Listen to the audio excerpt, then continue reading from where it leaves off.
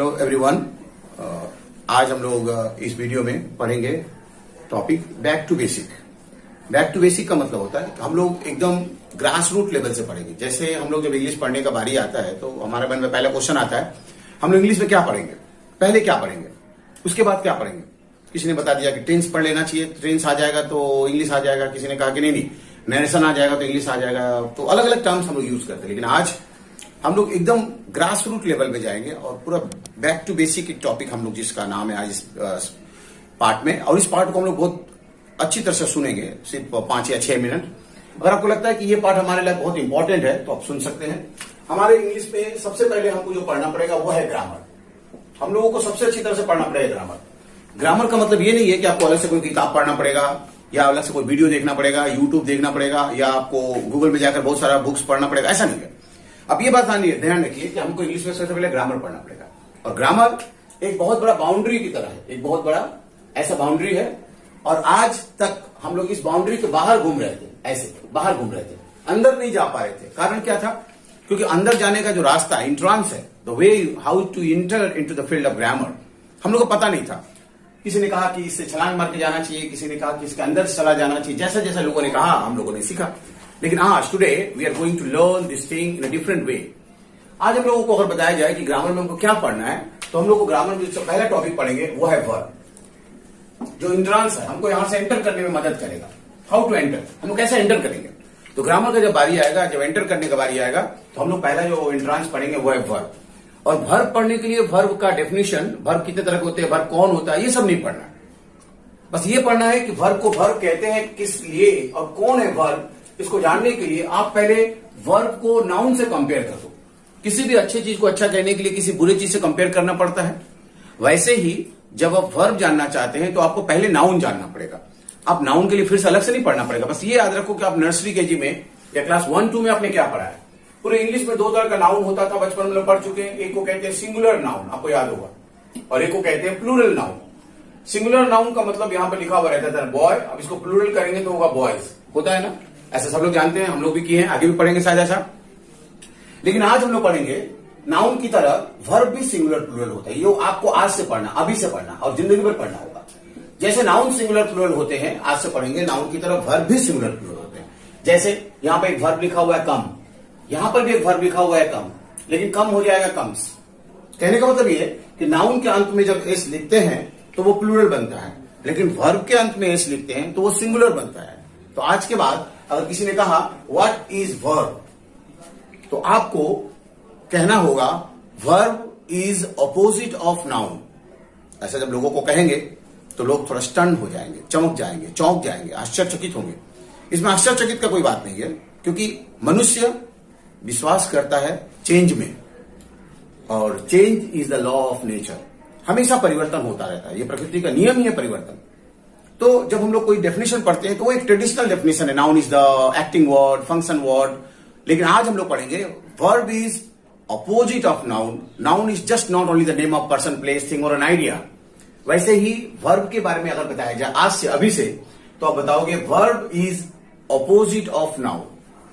लोग पूछेंगे ऐसा क्यों, कहां लिखा है, कौन कहा, तब बताएंगे मुझे ऐसा लगा वर्ब को नाउन का अपोजिट कहना चाहिए, क्योंकि नाउन के अंत में जब एस लिखा रहता है तो प्लूरल होता है, लेकिन वर्ब के अंत में जब एस लिखा रहता है तो वो सिंगुलर होता है। इससे हम लोग कुछ और भी वर्ब या नाउन देखेंगे। यहां लिखा रहेगा गर्ल, यहां पर अगर इसको प्लूरल करेंगे तो होगा गर्ल्स। यहां पर कुछ और भी वर्ब लिखा रहेगा रीड, यहां पर भी लिखा हुआ रहेगा रीड, ये रीड हो जाएगा रीड्स। कुल मिलाकर हम लोगों ने वर्ब का क्या डेफिनेशन पढ़ा, verb is opposite of noun. अब इसको अगर ग्राफ की तरह समझेंगे तो नाउन के अंत में जब एस होता है तो प्लूरल हो जाता है, वो बढ़ जाता है, लेकिन वर्ब के अंत में जब एस होता है तो वो कम हो जाता है, सिंगुलर हो जाता है। जैसे करेंट अगर देते हैं फ्रिज को, सामान ठंडा हो जाता है। करेंट देते हैं अगर हीटर को, सामान गर्म हो जाता है। दोनों को ही करंट चाहिए, दोनों को ही एस चाहिए, एक को प्लूरल बनाने के लिए और एक को सिंगुलर बनाने के लिए। ये दुनिया में पहला एक ऐसा क्वेश्चन है जिसका एक क्वेश्चन है लेकिन आंसर 2 है। एक क्वेश्चन ये वर्ब क्या है, तो आपने कहा verb is opposite of noun. दूसरा खुद उसमें आंसर है कि वर्ब 2 तरह के होते हैं, एक वर्ब जिसके अंत में एस है और एक वर्ब जिसके अंत में एस नहीं है। तो कितने तरह के वर्ब होते हैं अलग से नहीं पढ़ना पड़ेगा, उसी क्वेश्चन में छिपा हुआ है कि वर्ब 2 तरह के होते हैं। A verb which ends with the letter S comes, reads, lives, goes, plays, इसको हम लोग सिंगुलर वर्ब नहीं है, वो प्लूरल वर्ब है। कम, रीड, गो, हेल्प। आपको करना होगा ये कि आप जो भी एस वाला वर्ब है या बिना एस वाला वर्ब है इसको प्रैक्टिस कीजिए बोल बोलकर। Comes, come, reads, read, lives, live, helps, help, does, do. आप जब प्रैक्टिस करेंगे तो आपके मन में क्वेश्चन आएगा, सर ये जो प्रैक्टिस करेंगे हम, प्रैक्टिस करके क्या फायदा होगा हमको? फायदा ये होगा कि आप जब वर्ब के साथ एस ऐड कर रहे हैं तो आपको ये जानकारी हो जाएगा कि जिस भी वर्ब के साथ में ऐड एस है वो सिंगुलर वर्ब है। और सिंगुलर वर्ब का जानकारी करने का उद्देश्य है हमारा कि अगर आपका सब्जेक्ट सिंगुलर है तब उसके बगल में सिंगुलर वर्ब का यूज होगा। सिंगुलर सब्जेक्ट के साथ सिंगुलर वर्ब होगा। जैसे किसी ने पूछा हवा और पानी में क्या अंतर है, तो लोग कहते हैं हवा और पानी में क्या अंतर है, हवा हवा है, पानी पानी है। लेकिन नहीं, हवा और पानी में सबसे बड़ा अंतर यह है कि हवा दिखाई नहीं पड़ता है, पानी दिखाई पड़ता है। वैसे ही सिंगुलर सब्जेक्ट में सिंगुलर सब्जेक्ट और सिंगुलर वर्ब में वही रिलेशन है हवा और पानी का। हवा दिखाई नहीं पड़ता है, पानी दिखाई पड़ता है, तो ये पानी है। सिंगुलर वर्ब कौन है वो दिखाई पड़ेगा। आज के बाद जितना भी वर्ब नजर आएगा जिस वर्ब के लास्ट में एस लिखा हुआ है वो सिंगुलर वर्ब जो दिखाई पड़ेगा। लेकिन सिंगुलर सब्जेक्ट कौन है, वो हवा की तरह दिखाई नहीं पड़ेगा, आपको महसूस करना पड़ेगा। कैसे महसूस करेंगे? आप पहले अपने मन से कोई भी एक वर्ड को लिख लीजिए।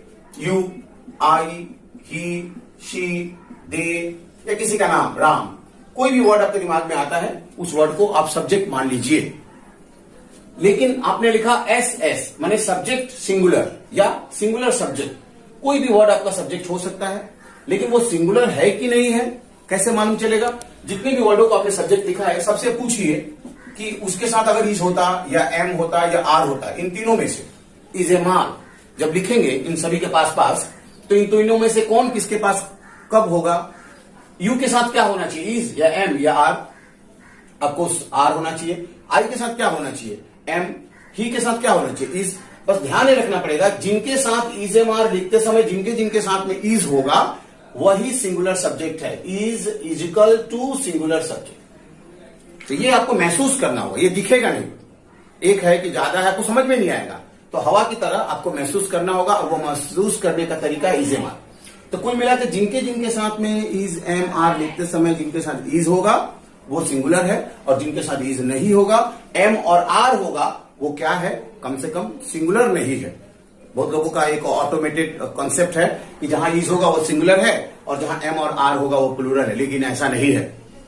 जिसके घर के ऊपर लिखा हुआ है पुलिस, इसका मतलब उसके अंदर पुलिस वाला रहता है। जिसके घर के ऊपर कुछ नहीं लिखा है इसका मतलब वहां चोर नहीं रहता है। आपको ये ध्यान रखना पड़ेगा, जिसके साथ इज लिखा वो सिंगुलर है, लेकिन जहां पर एम आर लिखा हुआ है वो प्लूरल है, ऐसा नहीं है। इसके साथ इज होगा वही सिंगुलर सब्जेक्ट है। Is equal to singular subject. और जहां जहां एम और आर होगा वो क्या है मालूम नहीं, कम से कम सिंगुलर सब्जेक्ट नहीं है। तो कौन सिंगुलर है और कौन सिंगुलर नहीं है इसका फैसला कौन करेगा, इज। जैसे किसी से पूछा जाए लोहा क्या है, लोहा कैसा होता है, लोहा किसे कहते हैं, तो इन सभी क्वेश्चन का आंसर सिर्फ एक होगा, जिस सब्सटेंस को मैग्नेट अपने तरफ अट्रैक्ट करता है, जिसको जिसको चुंबक अट्रैक्ट करता अपने तरफ, वही लोहा है। तो ऐसे ही ईज जो है वो एक मैग्नेट की तरह है। जिनके जिनके साथ ईज होगा या जिसको जिसको ईज रिकॉग्नाइज करता है वही सिंगुलर सब्जेक्ट है, और जिसको जिसको एम और आर रिकॉग्नाइज करता है वो क्या है, कम से कम सिंगुलर सब्जेक्ट नहीं है। तो कौन सिंगुलर है और कौन सिंगुलर नहीं है इसका फैसला इज करेगा। जैसे आई, हम लोग सभी लोग जानते हैं आई सिंगुलर है, लेकिन आई के साथ इज नहीं आता, आई के साथ हमेशा एम आता है। इसलिए बेचारा आई सिंगुलर होने के बावजूद भी वो सिंगुलर नहीं है। इसका मतलब ये नहीं कि वो प्लूरल है, वो सिंगुलर है लेकिन अनऑफिशियल सिंगुलर है। ऑफिशियली सिंगुलर वही होंगे जिनके साथ इज होगा। जैसे कोई भी आदमी कहता मैं इंडियन हूं, लेकिन कहता मेरे पास आधार कार्ड नहीं है, तो आप इंडियन अपने ब्लड में भी दिखा पाएंगे अगर, तो आप इंडियन हो सकते हैं शायद, लेकिन ऑफिशियली इंडियन वही होगा जिनके पास आधार कार्ड होगा, पासपोर्ट होगा, राशन कार्ड होगा, वोटर आईडी कार्ड होगा। तो ये उनका आइडेंटिफिकेशन है। वैसे ही जो है सिंगुलर होने का आइडेंटिफिकेशन है, सिंगुलर होने का गारंटी है। तो आप गारंटी के साथ सिंगुलर वर्ब पढ़िए और गारंटी के साथ इंग्लिश भी पढ़िए। कैसे, अब आगे हम लोग देखेंगे। अभी हम लोग कोई भी वर्ड को देखेंगे तो उस वर्ड को हम लोग उसको पहचान पाएंगे अपने नॉलेज से। अक्सर आप लोगों को बात करते हुए सुने होंगे कि मन की आंखें, ज्ञान की चक्षु। तो मन की आंखें, ज्ञान की चक्षु किसे कहते हैं? आंख तो दिखाई पड़ता है, कभी कभी आंख रहते हुए लोग दिखाई नहीं पड़ता तो लोग कहते हैं अंधे हो क्या, लेकिन अभी अभी मन की आंख से भी देख पाएंगे। जैसे यहाँ पर एक वर्ड लिखा, ध्यान से देखिए क्या लिखा हुआ है। दुनिया के लोग शायद एक ही बात बोलेंगे, ये ही लिखा हुआ है। ये आंख वाले लोग कहते हैं, लेकिन जिसके मन की आंखें हैं, जिनकी ज्ञान की आंखें हैं, वो क्या कहेंगे, ये सिंगुलर सब्जेक्ट है। बोलेगा अरे ही है, आप क्या बोल रहे हैं? मैंने अभी भी बताया, जिस वर्ड के साथ इज होगा वो सिंगुलर सब्जेक्ट होगा। और ही से पूछ कर देखिए, ही के साथ कभी इज होता है या कभी एम होता है, कभी आर होता है, तो इन तीनों में से क्या होगा, क्या होना चाहिए? आप बोलेगे ही के साथ इज होता है। मैंने कहा जिसके साथ इज होगा वो सिंगुलर सब्जेक्ट है। आपको ऐसा लगता है क्या ही के साथ कभी कभी एम भी हो सकता है, या ज्यादा कोशिश करेंगे तो आर भी हो जाएगा? कभी नहीं होता। इसका मतलब जितना आप कॉन्फिडेंट है कि इज होगा, उतना ही कॉन्फिडेंट ये होना चाहिए कि ही सिंगुलर सब्जेक्ट है। फिर आपके मन में क्वेश्चन आएगा, सर अगर ही सिंगुलर सब्जेक्ट है और ही को सिंगुलर सब्जेक्ट के नाम से पुकारते हैं तो हमको फायदा क्या होगा? फायदा ये होगा कि सिंगुलर सब्जेक्ट है तो उसके बगल में सिंगुलर वर्ब होगा। और अभी भी मानते हैं सिंगुलर वर्ब का मतलब एस वाला वर्ब, तो ही के बगल में जो भी सब्जेक्ट होगा, वर्ब होगा, वो सिंगुलर होगा। और सिंगुलर वर्ब का मतलब अगर आप लिखते हो लीव तो लीव हो जाएगा लीव्स, एक साथ पढ़ेंगे ही लीव्स। अगर आप यहां लिखते हो कम तो ये हो जाएगा कम्स, तो आप पढ़ेंगे एक साथ ही कम्स। अगर आप लिखते हो रीड तो उसको पढ़ेंगे एस, ही रीड्स। मतलब क्या, जो भी वर्ब लिखेंगे उस वर्ब के लास्ट में एस नजर आना चाहिए और एस बोलना भी है आपको। लेकिन आप सोचिए, ही के बदले में अगर सब्जेक्ट यू लिखते हैं तो हम लोग लिखेंगे लीव, एस नहीं लिखेंगे, लिखेंगे कम, एस नहीं लिखेंगे, लिखेंगे रीड, एस नहीं लिखेंगे। अब किसी ने पूछा अच्छा यहाँ पे एस लिखा हुआ है, यहाँ पे एस क्यों नहीं लिखा हुआ है? तो हम लोग बोलेंगे जैसे हिंदी में बातचीत करते हैं तो हम लोग कभी किसी को कहते हैं आप और कभी किसी को कहते हैं तुम। तो हिंदी में जितना आप और तुम में फर्क है, जितना आप और तुम में अंतर है, उतना ही इंग्लिश में लिव्स और लीव में अंतर है। तो हिंदी में बात करते समय ध्यान रखना पड़ता है आप किसको कहना है, तुम किसको कहना है।